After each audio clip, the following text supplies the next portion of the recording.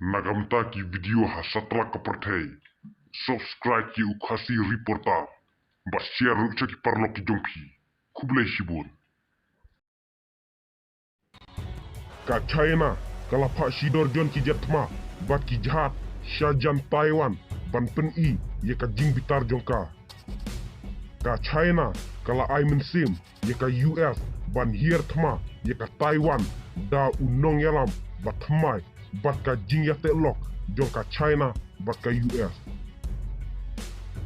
Ka jing yap kala kut ye kito ki baya trei kam ringkat bat ka Taiwan bat ka jing laj lo jongki kalong tang ka jing syahir tma kala. Ka China kala maham da ka tma persya ye ka Taiwan bat kala ongru bahkan saya le persya da ka tma ba basir khe. Kane kan long hadu bala pendep ya ka jing smai jong ka Taiwan bat ka China.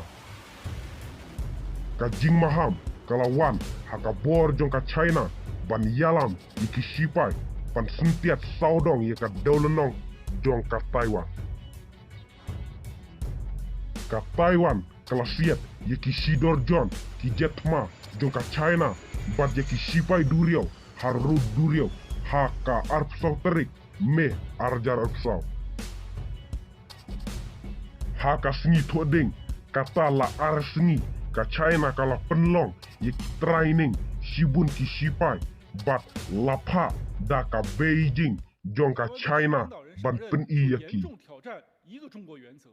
Ki sorkar simet jong ka neka dolunong jong ka Taiwan ki laki bitar bha halor ka jingpri thmai ye ki nong yalang. Ka Beijing kala kentai ban pediang ye ka Taiwan bekan long ka benta jong ka China. Ka jing pensitom kan sa jubab ban penyaklat ye ka jing le persya ye ka China laong ki media jong ka China. Ki sipai jong ka China kila tes ye ka bor jong ka bakala ban kurup ye ka dolunong jong ka Taiwan. Ka China kala UI baka Taiwan kala penyaklat ye ka jela bat shisha ka hap hapo ka jing sensya jong ka Beijing. Ka China kala mahamru ye ka US baka jing aibor ye ka Taiwan haka jing laidlui haka bakut kan long ka jing yao.